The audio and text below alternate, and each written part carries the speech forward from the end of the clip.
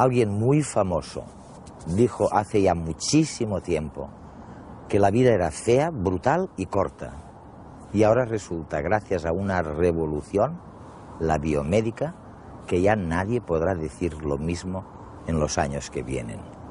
En redes van a ver por qué en unos instantes.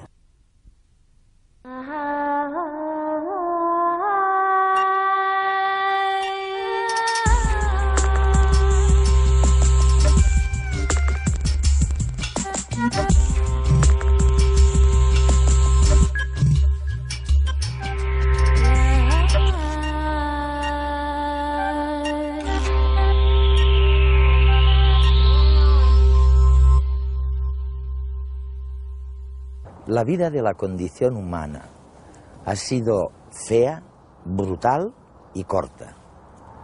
Eso dijo uno de los pensadores ingleses más grandes de su historia. Y es que, en realidad, hace apenas 200 años que hemos vuelto a alcanzar la altura que tenían nuestros antepasados, los Cro-Magnon, hace 25.000 años. ¿Y cuál fue la culpa de esta debacle? Básicamente la ignorancia. Es verdad que no sabíamos por qué brillaban las estrellas, pero es que tampoco sabíamos lo que eran las vitaminas ni qué vitaminas necesitamos para sobrevivir. Ni sabíamos nada de las células madre, ni de la genética, ni de todo aquello que ahora nos permite por primera vez abordar el envejecimiento y el alargamiento de la esperanza de vida. Dentro de nada, gracias a la revolución en curso en la biomedicina, nadie podrá decir ya otra vez que la vida es fea, brutal y corta.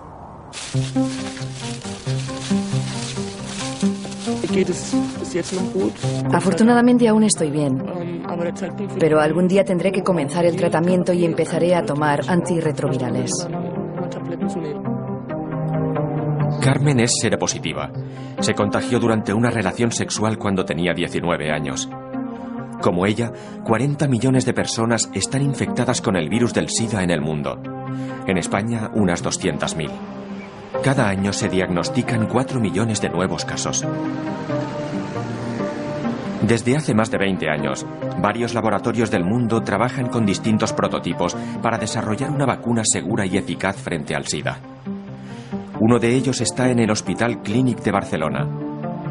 Tras probar varias estrategias, el equipo que dirige Josep María Gatell se ha decantado por las células dendríticas. El hecho de utilizar las células dendríticas es porque las células dendríticas juegan un papel muy importante en el desarrollo de nuestros mecanismos de defensa frente a los virus o frente a los microorganismos en general, y en las personas infectadas por el VIH funcionan mal. El procedimiento consiste en extraer células dendríticas sanas de los pacientes, manipularlas en el laboratorio enfrentándolas al virus y después volver a inyectarlas. Estas células dendríticas en el laboratorio reconocen el propio virus del paciente, lo procesan y cuando se vuelven a reinyectar a nivel de los ganglios linfáticos presentarán estos antígenos a los linfocitos T4, que son los que ponen en marcha la reacción inmunitaria, y a partir de aquí pues se potenciará la reacción inmunitaria del paciente frente al virus. El estudio está en fase 1 y los primeros resultados han sido buenos. Ahora quieren ampliarlo con más pacientes y más cantidad de células y virus. Se constató que era un procedimiento totalmente seguro y que tuvo escasísimos o casi ningún tipo de efecto secundario. El sistema de defensas de los pacientes mejoraban de una manera evidente pero transitoria.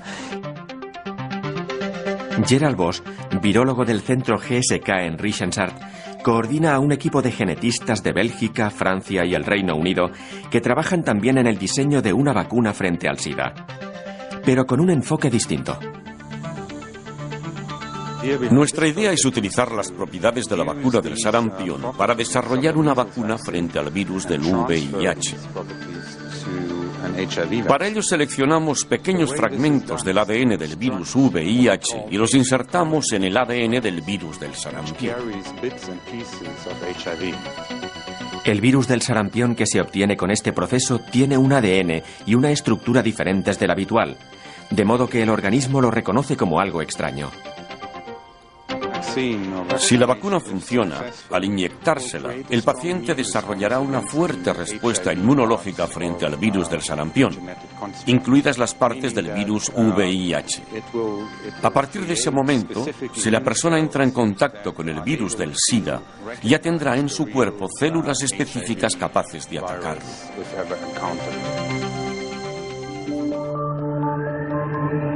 En la Universidad de Frankfurt, Dorothy von Laer y su equipo han elegido una novedosa técnica para luchar contra el virus: los aptámeros. Los aptámeros son pequeños fragmentos de ADN, el mismo material genético del que están hechos nuestros genes. Tienen la capacidad de autoplegarse de una forma muy concreta y bloquear ciertas dianas, como si fueran un tapón. En nuestro caso, la diana es el virus del SIDA. Ahora están seleccionando las piezas de ADN que mejor se peguen a las proteínas de la superficie del virus y las bloqueen. Pero no es tarea fácil. Buscar los aptámeros adecuados entre millones de posibles combinaciones es como buscar una aguja en un pajar. Según los científicos, los aptámeros, además de evitar la infección, también podrían servir para mejorar el tratamiento de las personas ya infectadas, evitando la propagación del virus en el cuerpo. Los primeros resultados invitan al optimismo, pero los científicos piden cautela y, sobre todo, tiempo. Lo que hemos aprendido del virus del SIDA en 2 décadas no tiene precedentes en la historia de la medicina. Hay un componente de azar o de suerte muy importante en el desarrollo de vacunas, y esto hace que hacer predicciones de fechas sea complicado. Michael Sargent es investigador del National Institute for Medical Research. En su libro Biomedicina y la condición humana, explora los esfuerzos de la humanidad por mantenerse sana a lo largo de la historia, haciendo un repaso exhaustivo de la ciencia que se ha ido generando alrededor de esta necesidad básica. Has consagrado años de tu vida. Sí. Toda tu vida. Y en este momento, cuando piensas en ello, cuando hablas con amigos, tras ver lo que sucede con las ratas, con las células madre, ¿confías en que estamos a punto de experimentar un cambio fantástico? ¿O crees que será un cambio gradual? Creo que es maravilloso, pero como a muchos científicos, lo que más me apasiona es en realidad el conocimiento y la idea de que podemos hacer algo por el bien de todos. Pero ninguno de nosotros puede hacerlo individualmente. Se trata de una tarea colectiva. Personalmente solo podemos contribuir a una pequeña parte. Incluso las personas más inteligentes contribuyen únicamente a una pequeñísima parte del todo. Los que descubrieron el ADN y su código jamás visualizaron en su vida activa que sería posible utilizarlo así, aunque no fuese hace tanto. Yo era joven cuando se descubrió cómo funcionaba el código del ADN, pero no creo que nadie pensara que tendría las aplicaciones que evidentemente tiene hoy en día. Por eso creo que cuando los científicos se interesan en un problema concreto, no piensan en realidad que tenga una utilidad inmediata. Lo que piensan es que si logran entenderlo bien puede llegar a ser útil. Michael, lo que parece probable es lo que sucedió con los Rockefellers y compañía, ¿no?, a principios de siglo. Es decir, vale la pena invertir muchos esfuerzos y fondos en las ciencias vivas, ¿no? Sí. Hay algunos problemas que piden a gritos una solución, como el problema de la malaria. Se trata de un problema extremadamente difícil. Hay expertos que han estado trabajando para encontrar una vacuna durante 40 o 50 años. Y el problema todavía no está resuelto, ni mucho menos. Sabemos muchísimo sobre la malaria, pero no la comprenderemos del todo hasta que conozcamos el organismo de pe a pa. El VIH es otro problema. Sabemos muchas cosas del VIH, pero seguimos sin saber cómo impedir que actúe. Ahora está muy claro lo que debemos hacer, y mi hija está trabajando en este campo, así que lo sé de primera mano. Pero es un problema dificilísimo y requiere un esfuerzo titánico. Por eso es fantástico que Bill Gates haya decidido financiar muchos estudios en todo el mundo. Y es que realmente es necesario. Este problema debe abordarse desde muchos niveles diferentes. En el pasado, de todas estas cosas se ocupaba el sistema inmunitario. Sí. El sistema inmunitario es realmente misterioso, ¿no? Es tan complejo y refinado. Sí. Parece un cerebro. Sí, ciertamente.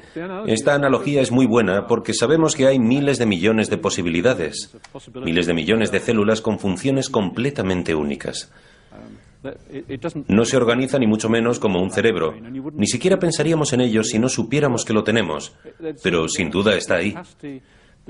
Tenemos una especie de biblioteca de células que responderán a los antígenos y que se forman cuando somos muy pequeños, pero siguen respondiendo durante toda nuestra vida.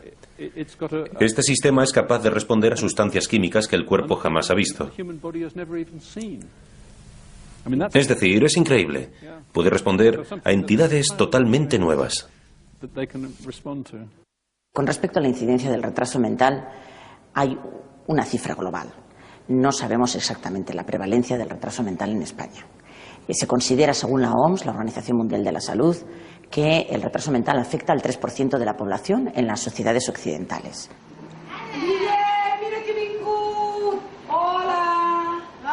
Dentro de las enfermedades genéticas que suponen un retraso mental, el síndrome X frágil es el más frecuente después del síndrome de Down.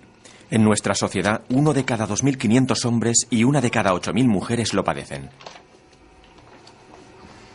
El síndrome X frágil se debe a que un gen ubicado en el cromosoma X no cumple su función. Cuando un gen no cumple su función, deja de producirse una proteína.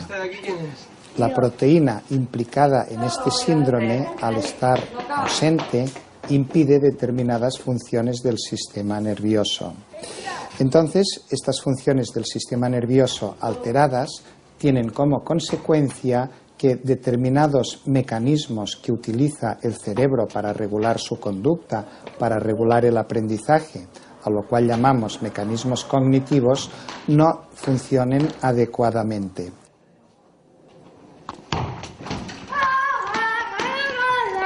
Tradicionalmente, el diagnóstico de los niños con síndrome de Down se ha realizado a partir de los rasgos morfológicos. Pero esto no ocurre en todas las enfermedades genéticas. A Guillem le detectaron el SXF cuando tenía 18 meses. Un análisis genético confirmó lo que su conducta apuntaba. Cuando ves un niño con este síndrome, lo primero que hace es él intenta acercarse a ti. Son niños que les gusta mucho el contacto físico, que son muy sociables, que necesitan esta interacción, pero al mismo tiempo tu respuesta, tu mirada, cuando tú les diriges algún comentario, ellos sienten este impacto de una forma muy intensa. Esto les genera una gran ansiedad y automáticamente el niño rehuye, el niño se tapa los ojos, el niño se gira de espaldas, el niño no puede mantener esta interacción que él había iniciado.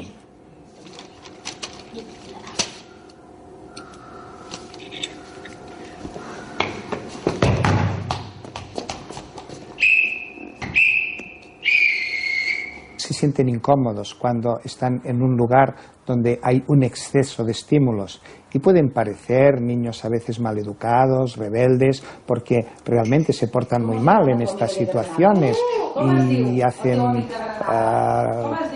cogen rabietas, se pueden tirar por el suelo, pero en realidad lo que hemos de entender es que el niño lo está pasando muy mal porque su cerebro no le permite procesar tanta información al mismo tiempo.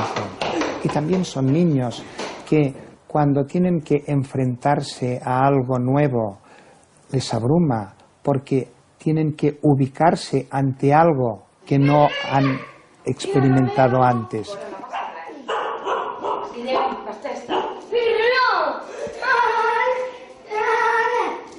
En su cumpleaños estaba en entreno de fútbol y cuando lo fui a recoger pues fue a comprar chupa chups para todos los niños del entreno. Total, yo no le había comentado nada, fallo mío, se lo tenía que haber dicho. Entonces, bueno, le di para repartir, el entrenador para hacerle la gracia normal en un niño de 9 años, llamó a todos los niños del equipo al final del entreno, le quisieron cantar la canción y él se nos fue corriendo a la otra punta del campo con bueno, boca abajo, tapándose la cara, se le escapaba como la risa por debajo, o sea, bueno, pues estas son las cosas que les pasan, ¿no? Frente a cualquier... Siempre hay que anticiparles. Y todo anticipando, a veces nos podemos encontrar en esto, en fallos de los padres o en cosas que no has sabido anticipar. Actualmente no hay cura para esta enfermedad. La clave es la detección precoz y estimularlos desde muy pequeños. En ese sentido, la escuela juega un papel muy importante.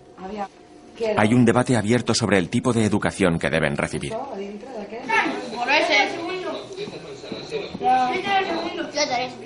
Con respecto al colegio, es interesante que estos niños puedan asistir a un colegio con otros niños normales.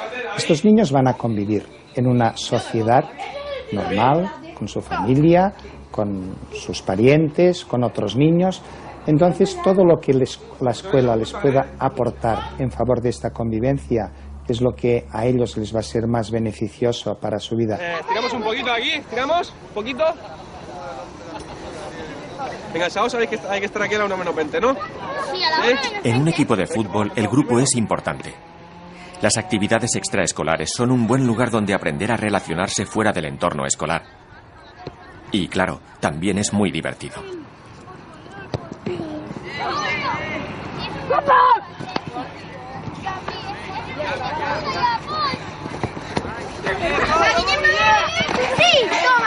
Para Guillem es importante hacer deporte, más en un deporte de grupo, porque, como en cualquier niño X frágil, cualidades que tienen es la gran capacidad de imitación y la gran memoria visual. Entonces, trabajar siempre en equipo, a tener modelo de niño para poder seguir, pues esto es lo que a él le favorece, y seguir pues con niños de su edad, con sus pros, sus contras, y trabajando todos los temas de conducta, sensoriales y todos los temas que ellos tienen alterados. Para él es muy importante la imitación, ¿no? Y la verdad es que es de los porteros de club, o el portero de club que mejor imita, por lo menos a los porteros de primera división, en cuanto a movimientos, lenguaje, expresiones, que además es muy gracioso de verlo en el campo, porque ves a un niño muy pequeño y utilizando expresiones de un portero de primera división, que además no son propias, vamos, de niños de su edad, seguro que no. Integración y estimulación son aspectos básicos en el día a día de Guillem y de todos los afectados por el síndrome X frágil. Mientras, la comunidad científica busca una cura definitiva. La terapia genética, en estos casos, hoy día, yo creo que no hay que crear falsas expectativas. Está a largo plazo. ¿Por qué? Porque el proceso cerebral, todo lo que supone precisamente las implicaciones neuronales, son muy, muy complejas. Por lo tanto, la terapia, el día que llegue, va a ser fundamentalmente farmacogenética, farmacológica y probablemente multivariada. Es decir, como estamos hablando hoy día ya también en cantidad de síndromes genéticos, la medicina a la carta. Una de las cosas que nos preocupa mucho a todo el mundo hoy es la cultura de los adolescentes. Sí. Los jóvenes. Y nos preguntamos hacia dónde va esa juventud. Y una de las cosas que tú mencionas es que la madurez sexual de los jóvenes llega ahora mucho antes que la madurez intelectual. Antes no ocurría así. Ahora llega... Sí. En el año 1840, en Gran Bretaña, las chicas no podían tener hijos probablemente hasta los 19 años. Mientras que en la actualidad hay constancia de madres que dan a luz a los 11 años. Son casos poco habituales, pero a los 13 con casi total certeza es posible tener niños.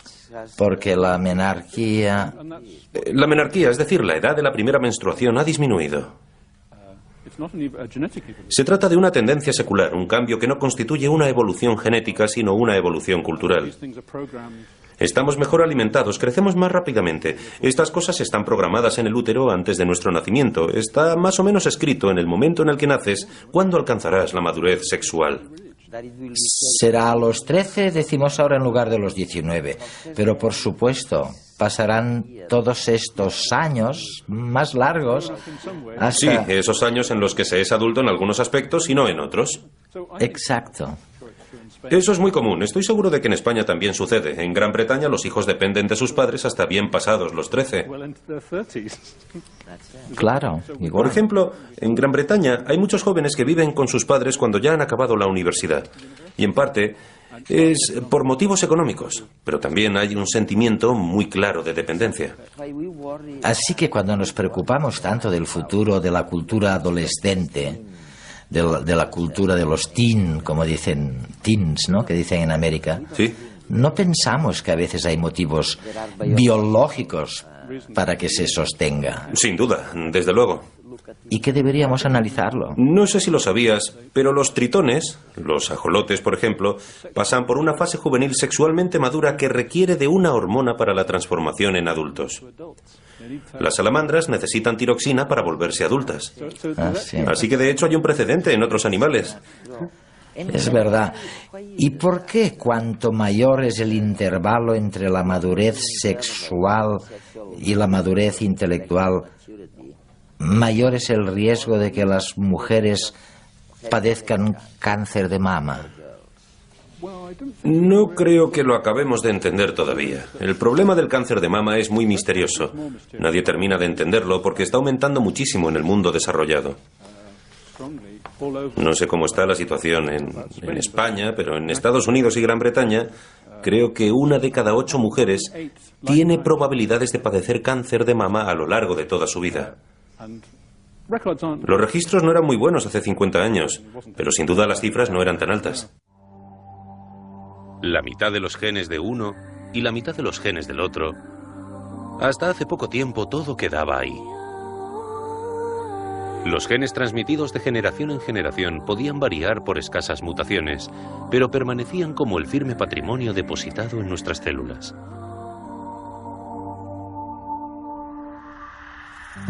Sin embargo, cada vez abundan más pruebas de que nuestros abuelos nos dejaron algo más que unas secuencias de ADN.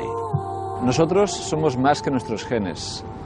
Nuestros genes, esa secuencia de ADN, es solo una parte de la explicación. Hay algo más allá de esa genética y es la epigenética, las modificaciones químicas que se añaden a ese ADN. En el núcleo de nuestras células se encierran los cromosomas, constituidos por largas secuencias de ADN superenroscado y portador de unos 30.000 genes. Un gen puede sufrir una mutación en su secuencia de nucleótidos, pero puede también verse modificado por la adición de pequeñas moléculas de metilo. Una vez fijadas a un fragmento de ADN, actúan como un verdadero interruptor. El gen queda apagado o silenciado. Es importante recordar que la metilación del ADN es un proceso esencial para la vida. Es esencial para muchos procesos biológicos, como el embarazo, el crecimiento y el mismo envejecimiento. Las diferencias entre nosotros a nivel de ADN son mínimas. Quizá la epigenética explica las diferencias que vemos entre individuos y diferencias de enfermedades. Uno de los aspectos en los cuales conocemos mejor la epigenética es a nivel del cáncer. Sabemos que el cáncer es una enfermedad genética, por supuesto, pero al mismo tiempo es una enfermedad epigenética. Sabemos que hay alteraciones en la expresión de genes que deberían protegernos contra el cáncer. Esta alteración es debida puramente a un mecanismo epigenético. Cuando hablamos de que el cáncer es en cierta forma una enfermedad del ambiente, quiere decir que nuestro ambiente ataca nuestro ADN. Hasta ahora hemos pensado que ese ataque solo afectaba a los genes de forma genética, pero ese ataque a los genes puede ser epigenético, cambiando la metilación del ADN, cambiando la metilación de las histonas. Es bueno saber que, a diferencia de la genética, podemos modular nuestra epigenética con fármacos, de forma más sencilla. Hoy en día tenemos fármacos que reparan en parte los patrones epigenéticos. Y estos fármacos empiezan a usarse ahora para el tratamiento de ciertas formas de leucemia y linfoma. Creo que el futuro de la epigenética es apasionante. La punta de este iceberg del conocimiento en epigenética nos ha venido dada por el cáncer. Sabemos que el cáncer ahora es genético y epigenético. pero empezamos ahora a comprender las bases epigenéticas de enfermedades cardiovasculares como el infarto, de enfermedades neurológicas como Alzheimer y Parkinson. Y esto es un futuro en el cual vale la pena invertir en los próximos años.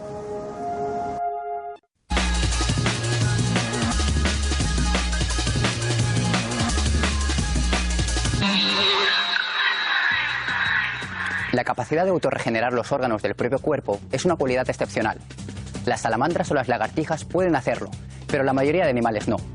Un equipo de científicos ha conseguido que un pollito regenere por sí mismo una de sus alas. Los científicos del Instituto Salk de Estudios Biológicos, liderados por el español Juan Carlos Ispizúa, han demostrado que la capacidad para reparar partes del propio cuerpo depende de la cascada de señales WNT. Si está activa, tal como sucede en el pez cebra o el ajolote, los animales pueden regenerar sus extremidades.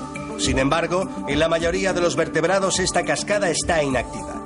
Al activar la cascada WNT en un pollito con una lesión en un ala, han conseguido que el animal desarrolle una nueva extremidad.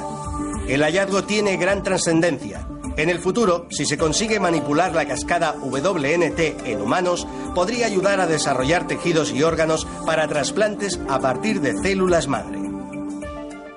Más de 1 millón de personas mueren cada año por malaria. Por primera vez en 40 años, los científicos están desarrollando un mapa global de malaria. Servirá para identificar las poblaciones en riesgo y poner en marcha las medidas sanitarias adecuadas. Para muchas áreas del mundo, estos mapas son la única fuente de información disponible acerca del riesgo de malaria. El proyecto Atlas Malaria, financiado por el Instituto Wellcome Trust, analiza, entre otros, datos del satélite y censos de población para crear modelos espaciales de distribución de la enfermedad.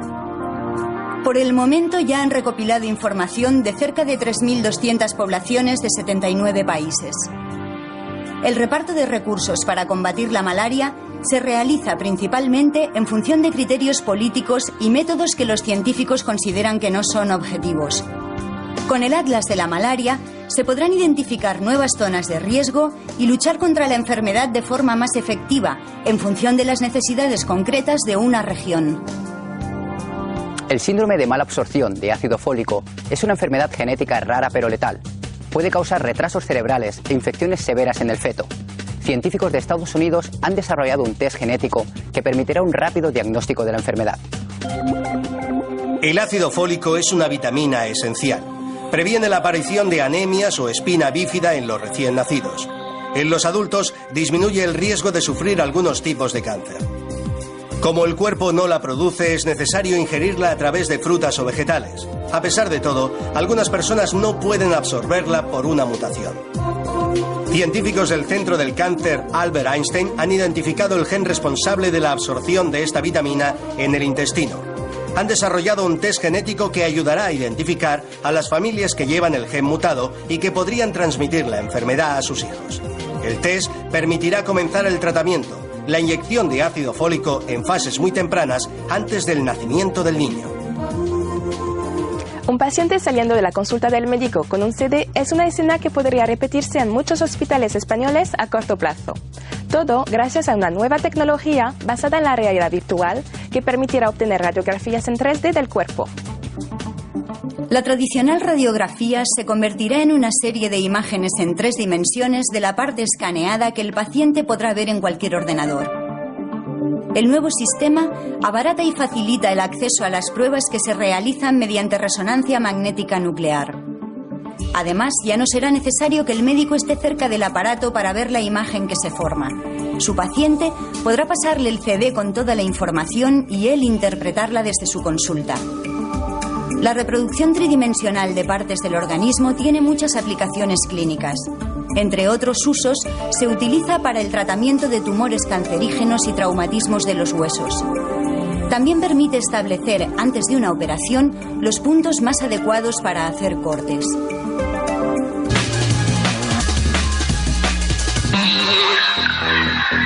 Mira a tu alrededor. Fíjate en los detalles, la forma, los rasgos, la altura. Cada persona es diferente. Sí, en general todos tenemos 2 brazos, 2 piernas y una cabeza, pero no hay 2 individuos iguales. Aproximadamente 1 de cada 3 pacientes que acude al médico, a pesar de un perfecto diagnóstico, de una buena elección terapéutica, de la mejor atención sanitaria en el mejor de los países, a pesar de eso, 1 de cada 3 no va a responder como esperamos. ¿A ti la aspirina te quita el dolor de cabeza? Pues a mí no. La salud también nos hace diferentes a todos. Por eso es importante saber qué la determina, y aquí los genes tienen un papel fundamental. Quizá la farmacogenómica sería la que más expresamente respondería a la pregunta de qué medicamento es el adecuado para un paciente con una determinada enfermedad. En tanto que la farmacogenética diría, no siempre, pero en general, diría una vez escogido ese medicamento, a qué dosis, cuántas veces al día, por qué vía de administración. Por ejemplo, si tengo un dolor de cabeza, voy a necesitar una aspirina, voy a necesitar 2, voy a necesitar 3. Si me tomo 2 me van a sentar mal, o a lo mejor si me tomo solo media también me va a sentar mal. Es por esta razón que resulta muy útil conocer el perfil genético de cada persona. El genotipo determina nuestra herencia y nuestra relación con los medicamentos. Una de las diapositivas con las que yo termino muchas de mis conferencias es una paciente que llega a la farmacia y le da una tarjetita al farmacéutico y dice: aquí tiene mi genoma, dígame qué medicamento y cómo lo tengo que tomar. Eso hasta hace 4 o 5 años era un chiste. Actualmente ya es una posibilidad teórica que naturalmente necesita unos cuantos años de desarrollo. Pero aunque tengamos el perfil genético, hay aspectos que son difíciles de controlar. Ya es fácil determinar genomas, entre comillas lo de fácil. Lo que es más difícil es saber qué hace cada gen, cómo ese gen se relaciona con otros y cómo estos se relacionan con el ambiente. Por ejemplo, una persona puede metabolizar lentamente algunos medicamentos, pero sin embargo, si es fumador, los va a metabolizar más deprisa. Eso es una interacción, en este caso del tabaco, con sus genes. Entonces, todo eso, ese aspecto está relativamente bien conocido, pero otros aspectos necesitan ser mejor conocidos. Ahí es donde el aspecto inversiones, donde puede hacer una gran diferencia. En algunas enfermedades como la esquizofrenia o el cáncer se han obtenido resultados esperanzadores, pero aún queda un largo camino por recorrer. Lo que falta son las grandes inversiones que países como Estados Unidos, Inglaterra y Japón ya están haciendo desde hace unos años para que esto se pueda trasladar a la clínica con mucha mayor rapidez de lo que se está haciendo.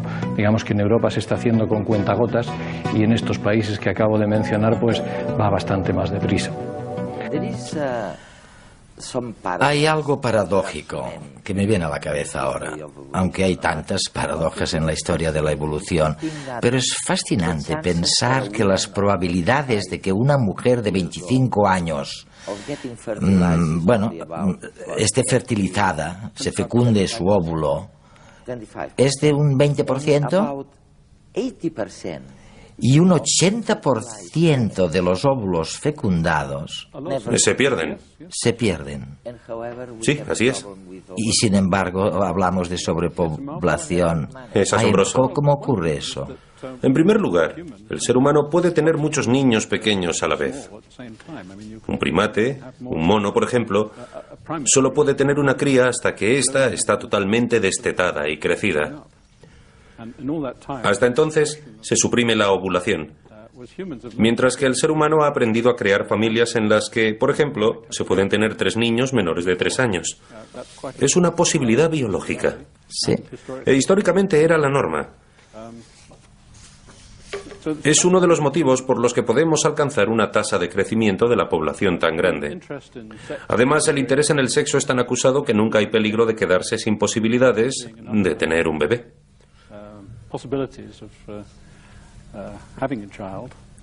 Desde luego. Por supuesto, muchas mujeres no pueden tener niños.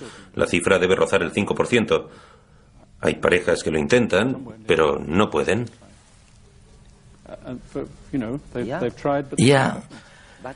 Pero en cualquier caso es increíble pensarlo. Es decir, no sé qué habría pasado si en lugar de que el 80% de los óvulos fecundados no prosperaran, la cifra hubiera sido del 50%. Sí. Tendríamos problemas demográficos mucho más graves. ¿Qué crees? Pues no lo sé. Creo que probablemente no, porque pocas veces en la historia hemos alcanzado tasas de crecimiento demográfico muy altas. En el este de los Estados Unidos, durante los años que siguieron a la Revolución, la tasa de crecimiento era altísima, la población se dobló muy rápidamente. Y en Bangladesh, recientemente, durante los últimos 50 años, la población se ha cuadruplicado en 40 años, lo que significa que el tiempo necesario para doblar la población ha sido solo de 20 años. Esto ha sucedido porque antes muchos niños morían en la primera infancia y ahora se han tomado las medidas suficientes para mantenerlos vivos y la población ha crecido muy rápidamente. Es el problema que seguimos teniendo en el mundo en vías de desarrollo. ¿Quién dijo que los científicos no saben ser periodistas? Sorprendidos a mitad de unas conferencias, Mercedes Pascual de la Universidad de Michigan y Menno Bouma de la Universidad de Londres hablan entre ellos y para nosotros de la relación que existe entre el cambio climático y enfermedades como la malaria. Voy a reunirme con la prensa y tengo unos minutos para explicarles lo que es la malaria. ¿Cuáles son los aspectos más importantes para ti de esta enfermedad? Podrías empezar diciendo que la malaria es una enfermedad causada por un parásito que vive en el cuerpo de las personas y también en el de los mosquitos. Por lo tanto, cuando un mosquito pica a una persona, le transmite la enfermedad. Después, transcurridas unas semanas, esta persona cae enferma y comienza a sufrir ataques continuos de temblores y sudores. Además, si padece una forma maligna de malaria, esta persona puede morir. De hecho, actualmente la malaria provoca de 1 a 2 millones de muertes al año, especialmente en África, donde afecta mayoritariamente a los niños y mujeres embarazadas. Esta enfermedad tiene un terrible impacto sobre la economía y desarrollo del continente. Además, frena el desarrollo de las personas y causa mucho sufrimiento. Por tanto, es una enfermedad muy importante. ¿Podrías darme un ejemplo de cómo el cambio climático puede influir sobre la malaria? Sé que has estado trabajando en Etiopía, por ejemplo. Sí. Yo, en tu lugar, explicaría que el mosquito es un insecto de sangre fría y si aumentan las temperaturas, habrá más mosquitos.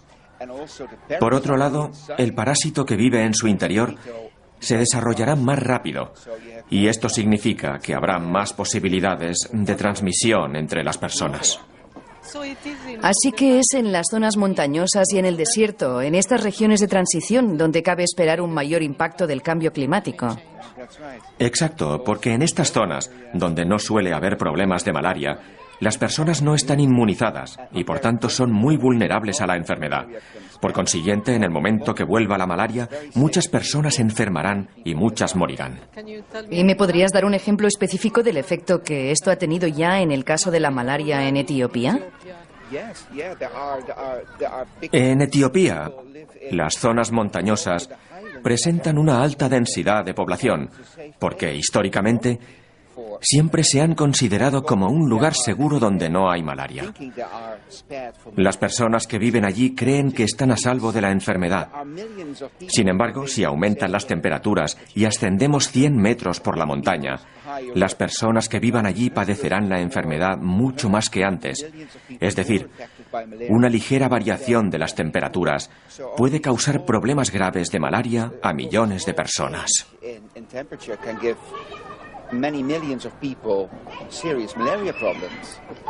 La malaria es una enfermedad que fue erradicada en España. ¿Aún así es posible que se produzca un rebrote? Por suerte, ahora somos un país más rico que antes, y si se tiene dinero suficiente, es muy poco probable que reaparezca la malaria.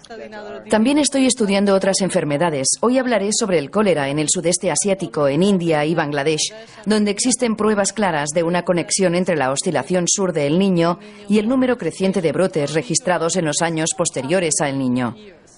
Así que el Niño puede ayudar a predecir la aparición de algunas enfermedades como la de la malaria. Sí, de hecho, en mi ponencia presentaré algunos resultados que demuestran que podemos utilizar estos patrones para realizar determinadas predicciones basadas en el Niño y que nos permitirán prever la aparición de epidemias.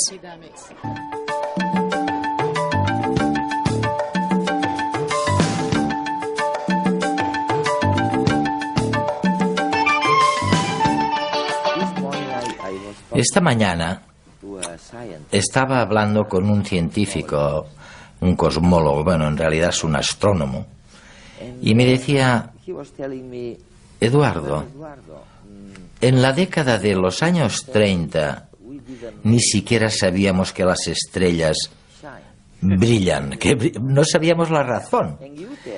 Y tú me dices ahora que en los años 30 no sabíamos que las vitaminas eran necesarias para sobrevivir. Mira, todavía hay muchas cosas sobre las vitaminas que desconocemos. Ahora estamos cayendo en la cuenta de que la vitamina D, que se genera en nuestra piel a partir de la luz solar, constituye un factor importante para el sistema inmunitario.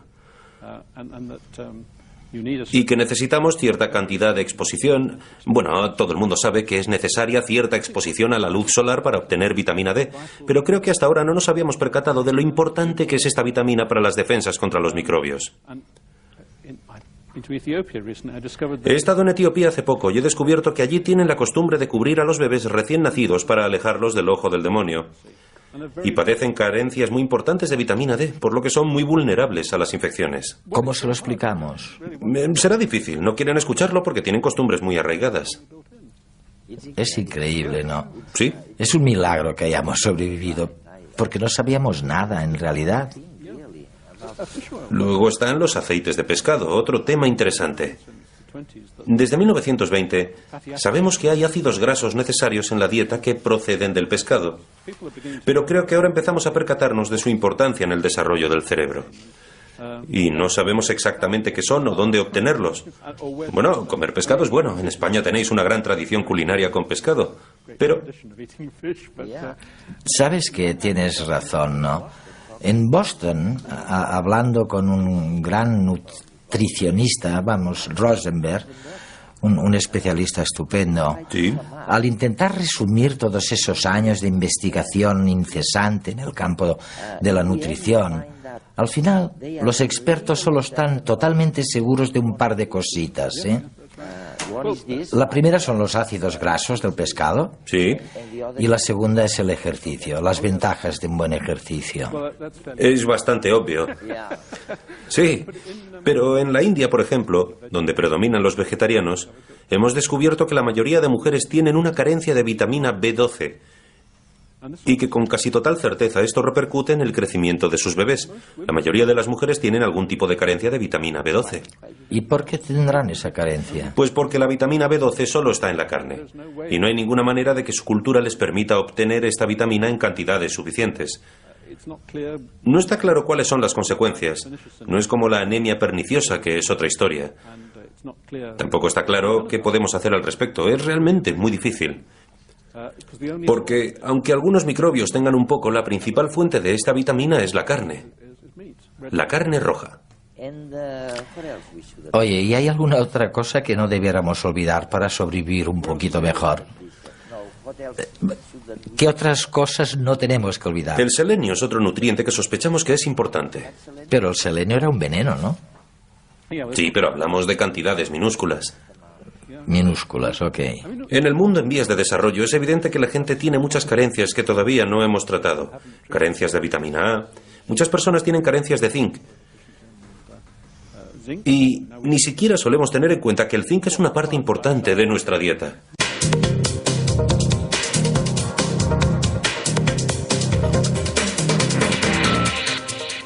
¿Cómo vamos a poder alimentarnos todos, los que vamos a ser dentro de un tiempo, pues 10.000 millones de habitantes en el planeta, con un terreno limitado de cultivo, con un cambio climático que viene, con necesidad de utilizar menos inputs de abonos, de pesticidas, porque sabemos que son nocivos para el medio ambiente, y con una demanda de calidad para una buena alimentación para todos.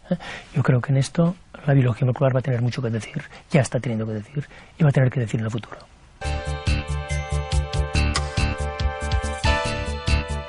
Pere Puigdomènech se licenció en físicas y acabó doctorándose en biología molecular. Es director del Instituto de Biología Molecular de Barcelona del CSIC, actividad que compagina con la de escritor y divulgador. Bueno, yo creo que la carrera de física, la licenciatura en físicas en todo el mundo, incluso en la España de los años 60 y 70, prepara muy bien a aquel que estudia. Yo animo a la gente joven que nos puede estar viendo a pensárselo, porque prepara muy bien a pensar en los problemas, a intentar ver cómo se soluciona, cómo se ataca una cuestión. Empecé estudiando resonancia magnética nuclear, cómo se trabajaba en aquel momento, y fui entrando, ya trabajé en interacciones entre pequeñas moléculas y el DNA, y empecé trabajando ya en estructura del genoma en aquel momento. Quizá, como todo en este mundo, es parte de suerte, parte del azar, ¿no? Pero era evidente, incluso en los años 70, que la biología molecular sería una disciplina absolutamente apasionante, y efectivamente lo ha sido. Y para hablar de diccionario es genoma, cosa bastante trivial, ¿no? Visto lo que en este momento pues sale por todas partes, en nuestro trabajo y además en los medios de comunicación. El genoma es el conjunto de genes que tenemos cualquier individuo de cualquier especie biológica, el conjunto de informaciones, de órdenes genéticas que hace que el individuo sea como es, que pertenezca a una especie y que sea como está como individuo. Y en este momento nuestro reto es conocer cómo funciona en su conjunto. Es decir, si la especie humana, cada uno de nosotros, pues tenemos 30 y pico mil genes, saber cómo funcionan en cada momento, cómo interaccionan entre ellos, cómo se ponen en marcha en diferentes situaciones y qué pasa cuando alguno no funciona bien, correctamente.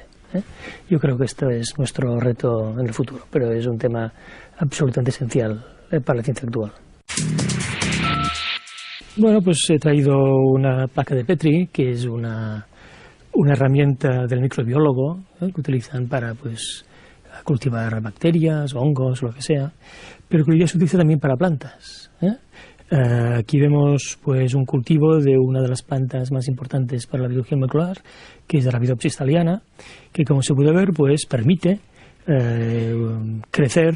Pues aquí tenemos pues para centenares de plantas, podemos tener medios en los cuales solo crezcan aquellas que tienen una característica determinada, que hemos mutado, por ejemplo, que hemos cambiado algún gen, y por lo tanto así nos permite distinguir estas del conjunto.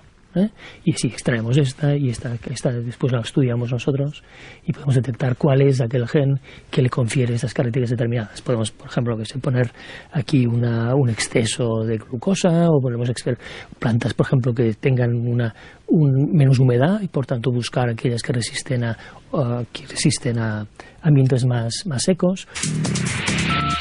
Yo llegué a Berlín en el año 76 primero, estuve 6 meses, después me pasé 2 años. Berlín es una ciudad apasionante, ha sido siempre una ciudad muy especial en el norte de Europa. En aquel momento era un lugar muy extraño, porque estaba el muro por ahí, y por tanto era un momento muy especial, pero en una situación que podías concentrarte muy bien en el trabajo. El Max Planck Institute de Genética Molecular está en uno de los barrios más agradables de Berlín, que es el barrio de Dahlem, que es un barrio en medio de bosques. Cuando uno podía salir del Max Planck a correr por el bosque de Grunewald, encontrarse pues ciervos y soldados americanos haciendo maniobras y tanques rusos, es decir, se podía encontrar muchas cosas exóticas, pero desde luego yo creo que para mí fue una experiencia importantísima. Se calcula que la especie humana a lo largo de su historia ha probado unas 4.000 especies y nos basamos sobre todo en unas 50. ¿Por qué? Un libro que publiqué hace un par de años y que, como se ve, pues se titula ¿Qué comemos? Y aquí pues lo que yo intenté es explicar por qué comemos lo que comemos y cuáles son nuestras necesidades de alimentación. Casi nada de lo que comemos es autóctono de la península ibérica, excepto alguna fresita o alguna cebolla, pues lo demás no estaba aquí. El maíz viene de América, la patata viene de América, en fin, estamos en una paradoja fantástica en que resulta que aquello que parecía más sano, que era no congelar el pescado, es lo más peligroso. Lo natural es más sano, pues mire, a veces sí, a veces no. También en uno de los capítulos intento explicar que muchas dietas tienen una base científica muy débil. Hay datos que nos permiten hacer nuestra dieta de forma mucho más racional. Pues he propuesto un campo de maíz porque me parece que es uno de los ejemplos más esplendorosos de lo que puede hacer la humanidad utilizando su inteligencia. El maíz es una especie que en estado salvaje es muy diferente de lo que nosotros vemos. Es una planta con muchas ramas, tiene una panocha pequeña de 2 o 3 centímetros y cuando la especie humana llegó a México hace 30.000 años se encontró con esta planta y durante todos los miles de años posteriores pues consiguió convertir el maíz en una planta de la cual se alimentó pues la mayor parte de las culturas centroamericanas. Después se ha utilizado la genética, que es una de las plantas en las cuales más intensamente se ha utilizado la genética y por tanto los rendimientos que hay hoy día son incomparablemente superiores a lo que había pues, hace 50 o 60 años, y el maíz es una de las plantas esenciales para nuestra alimentación. El maíz, el arroz, el trigo, la cebada siguen siendo la base de nuestra alimentación y lo serán. Esta mañana he comido un tomate RAF. La gente se piensa que el tomate RAF es una variedad antigua, es una variedad modernísima, creada por mejora genética modernísima. RAF quiere decir resistente a fusario. No es ninguna variedad, es modernísima.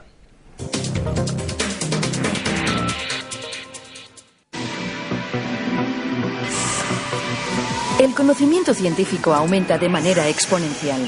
Cada vez sabemos más sobre el macro y el microcosmos. Pero tras cada descubrimiento se abren nuevas preguntas. La ciencia trata sobre lo que no sabemos e intentamos aprender. El concurso SMART de esta temporada plantea la siguiente cuestión. ¿Crees que hay una pregunta científica que nunca tendrá respuesta? Nos gustaría saber cuál es esa pregunta y por qué crees que nunca tendrá una respuesta. Envía tu texto a la nueva dirección del concurso: concursosmart@smartplanet.es. Tienes tiempo hasta finales de este año. Esta 9ª edición del concurso, el concurso SMART, está patrocinado por Smart Planet.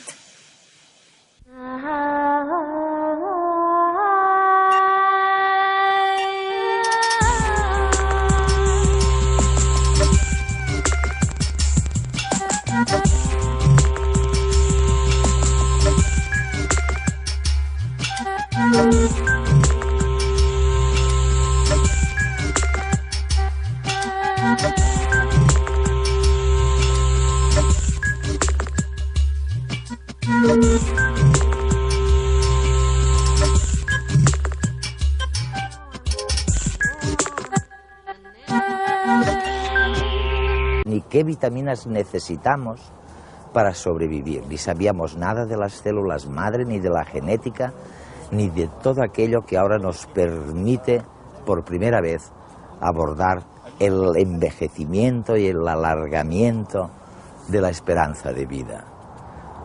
Dentro de nada, gracias a la revolución en curso en la biomedicina, nadie podrá decir ya otra vez que la vida es fea, brutal y corta.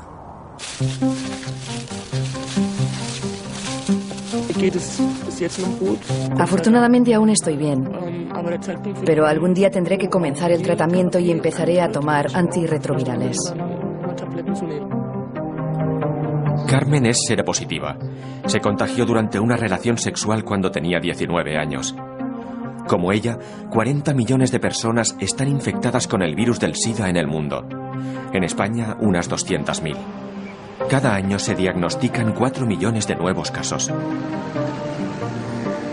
Desde hace más de 20 años, varios laboratorios del mundo trabajan con distintos prototipos para desarrollar una vacuna segura y eficaz frente al SIDA. Uno de ellos está en el Hospital Clínic de Barcelona. Tras probar varias estrategias, el equipo que dirige Josep María Gatell se ha decantado por las células dendríticas. El hecho de utilizar las células dendríticas es porque las células dendríticas juegan. Alguien muy famoso dijo hace ya muchísimo tiempo que la vida era fea, brutal y corta. Y ahora resulta, gracias a una revolución, la biomédica, que ya nadie podrá decir lo mismo en los años que vienen. En redes van a ver por qué en unos instantes.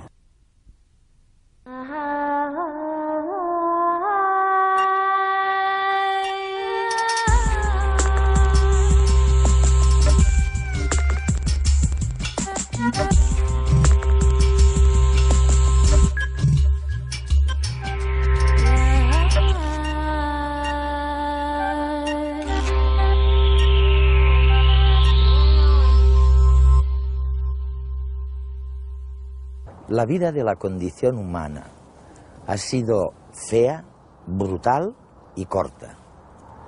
Eso dijo uno de los pensadores ingleses más grandes de su historia. Y es que, en realidad, hace apenas 200 años que hemos vuelto a alcanzar la altura que tenían nuestros antepasados, los Cro-Magnon, hace 25.000 años. ¿Y cuál fue la culpa de esta debacle? Básicamente, la ignorancia. Es verdad que no sabíamos por qué brillaban las estrellas, pero es que tampoco sabíamos lo que eran las vitaminas. Nuestra idea es utilizar las propiedades de la vacuna del sarampión para desarrollar una vacuna frente al virus del VIH. Para ello seleccionamos pequeños fragmentos del ADN del virus VIH y los insertamos en el ADN del virus del sarampión. El virus del sarampión que se obtiene con este proceso tiene un ADN y una estructura diferentes del habitual, de modo que el organismo lo reconoce como algo extraño. Si la vacuna funciona, al inyectársela, el paciente desarrollará una fuerte respuesta inmunológica frente al virus del sarampión, incluidas las partes del virus VIH. A partir de ese momento, si la persona entra en contacto con el virus del SIDA, ya tendrá en su cuerpo células específicas capaces de atacarlo.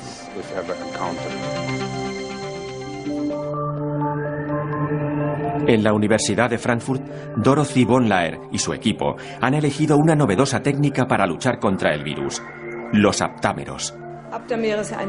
Los aptámeros son pequeños fragmentos de ADN, el mismo material genético del que están hechos nuestros genes. Tienen la capacidad de autoplegarse de una forma muy concreta y bloquear ciertas dianas, como si fueran un tapón. En nuestro caso, la diana es el virus del SIDA. Ahora están seleccionando las piezas de ADN que mejor se peguen a las proteínas de la superficie del virus y las bloqueen. Pero no es tarea fácil. Buscar los aptámeros adecuados entre millones de posibles combinaciones es como buscar una aguja en un pajar. Según los científicos, los aptámeros, además de evitar la infección, también podrían servir para mejorar el tratamiento de las personas ya infectadas, evitando la propagación del virus en el cuerpo. Los primeros resultados invitan al optimismo, pero los científicos piden cautela y, sobre todo, tiempo. Lo que hemos aprendido del virus del SIDA en 2 décadas no tiene precedentes en la historia de la medicina. Hay un componente de azar o de suerte muy importante en el desarrollo de vacunas y esto hace que hacer predicciones de fechas sea complicado. Michael Sargent es investigador del National Institute for Medical Research. En su libro Biomedicina y la condición humana, explora los esfuerzos de la humanidad por mantenerse sana a lo largo de la historia, haciendo un repaso exhaustivo de la ciencia que se ha ido generando alrededor de esta necesidad básica. Has consagrado años de tu vida. Sí. Toda tu vida. Y en este momento, cuando piensas en ello, cuando hablas con amigos, tras ver lo que sucede con las ratas, con las células... Un papel muy importante en el desarrollo de nuestros mecanismos de defensa frente a los virus o frente a los microorganismos en general, y en las personas infectadas por el VIH funcionan mal. El procedimiento consiste en extraer células dendríticas sanas de los pacientes, manipularlas en el laboratorio enfrentándolas al virus y después volver a inyectarlas. Estas células dendríticas en el laboratorio reconocen el propio virus del paciente, lo procesan y cuando se vuelven a reinyectar a nivel de los ganglios linfáticos presentarán estos antígenos a los linfocitos T4, que son los que ponen en marcha la reacción inmunitaria, y a partir de aquí pues se potenciará la reacción inmunitaria del paciente frente al virus. El estudio está en fase 1 y los primeros resultados han sido buenos. Ahora quieren ampliarlo con más pacientes y más cantidad de células y virus. Se constató que era un procedimiento totalmente seguro y que tuvo escasísimos o casi ningún tipo de efecto secundario. El sistema de defensas de los pacientes mejoraban de una manera evidente pero transitoria. Gerald Voss, virólogo del centro GSK en Richensart, coordina a un equipo de genetistas de Bélgica, Francia y el Reino Unido que trabajan también en el diseño de una vacuna frente al SIDA, pero con un enfoque distinto.